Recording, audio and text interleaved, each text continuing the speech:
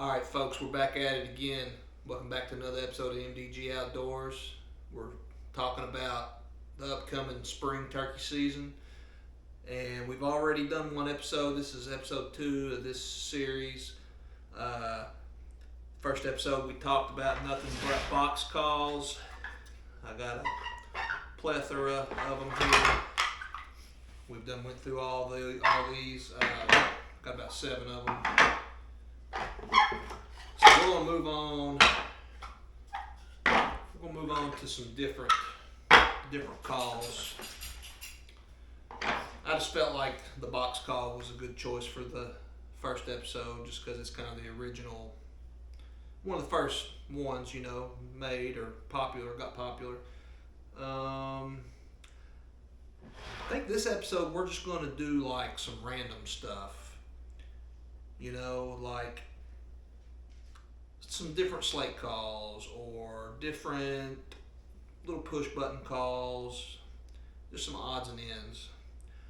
And the first one is a very unique call, and it's not something that I pack to the woods. It was given to my father, which I inherited.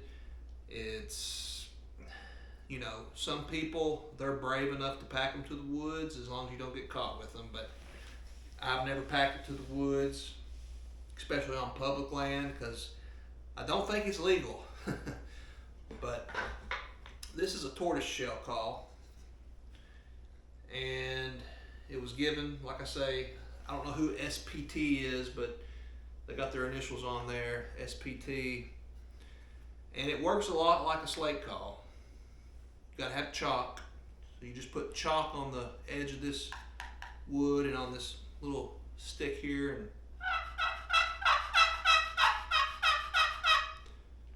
that's pretty much how they work. And I've heard stories, of the old timers. This is all they'll pack to the woods. They won't use anything else. Definitely takes some practice. I've never been real good with it.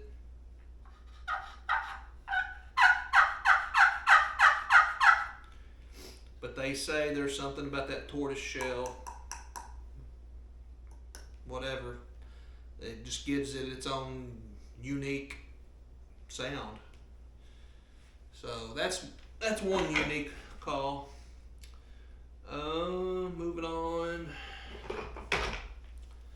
This is something I bought not too long ago, maybe 5-6 years ago, back when flex tone calls were starting to become popular.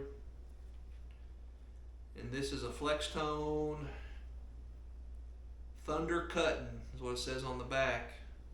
I thought it was pretty neat. I think it would be good for anybody who's not proficient with a mouth call. I never was super impressed with it, to be honest with you.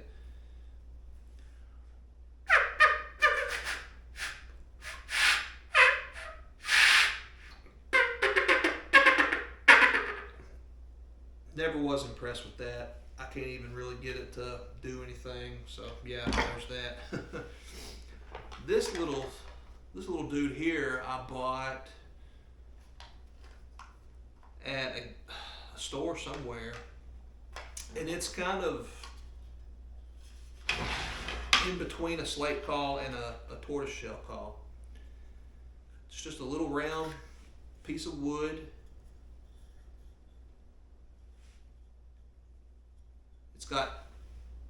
It's hollow on the inside,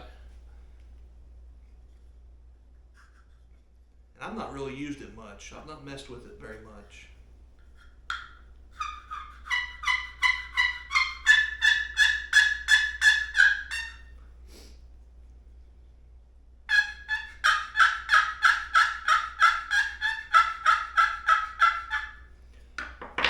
But the name of the call is Pope's Pocket Call. The original pocket call.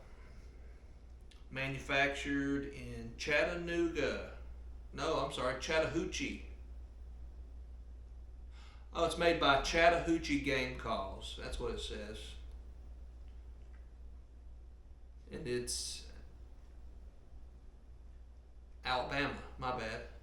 Abbeville, Alabama is where this was made. Yeah, just a little something different. It came with this piece of chalk. I've always just left it in there. Never really hunted with it much, but had to have it when I was a little kid. Had to have it. Let's see. This, and I had two of these at one time until one of them broke. The other one's around here somewhere. It's just a little fighting purr, one half of a set of fighting purrs made by Night in Hell.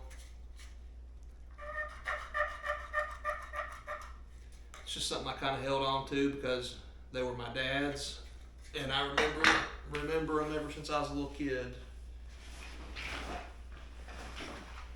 Let's get in the vest here real quick.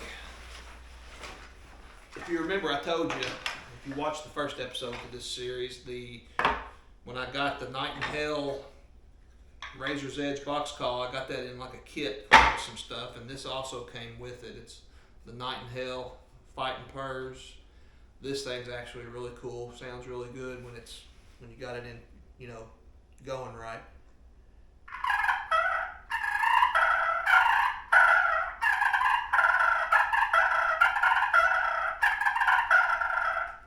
Yeah, I like that. I think that sounds really good. They did a really good job with that call right there. Pretty sweet call. And what else is in this little thing? Lord knows I've got a cram pack full of stuff. There's another slate call. Down call. Should have had all this laid out, but oh well.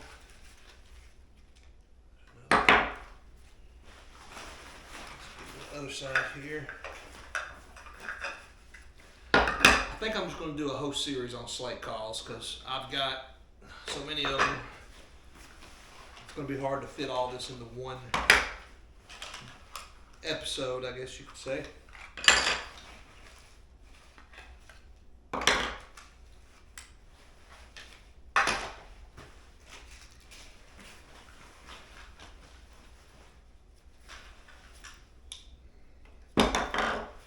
This is a really good one right here. All right, so we're not going to talk about slate calls in this episode, but we are going to touch on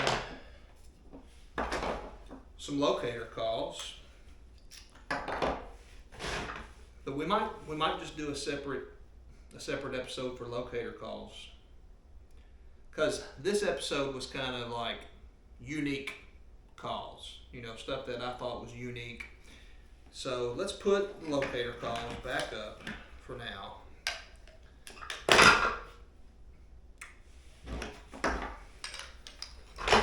And let's keep on just going with this, what I call unique turkey calls. This is the one I didn't mean to put that up.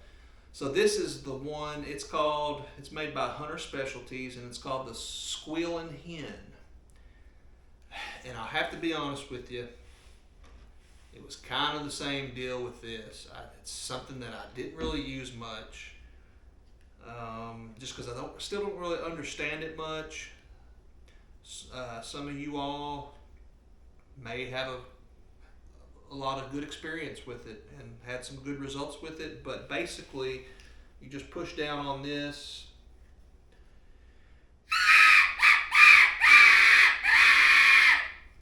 And it's just a high pitch squeal. I don't really exactly know how you're supposed to do it, but at the time, I'm going to have to do some research on the product and watch some videos, because I know there's a certain cadence or a certain way you're supposed to use it.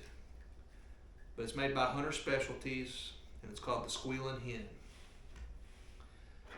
This is a box call, a push button call made by Night in Hell. Basically the same as this. Had this one for many years, and I think it still works.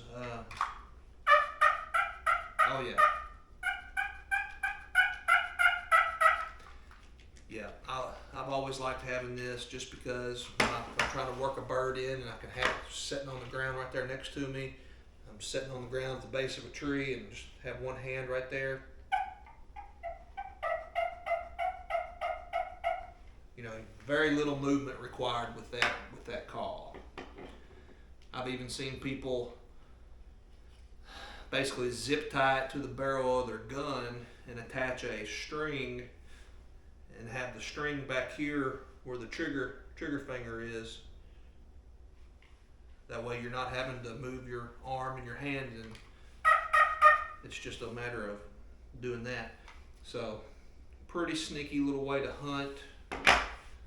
But yeah, as far as unique turkey calls go, that's going to be about it for this episode.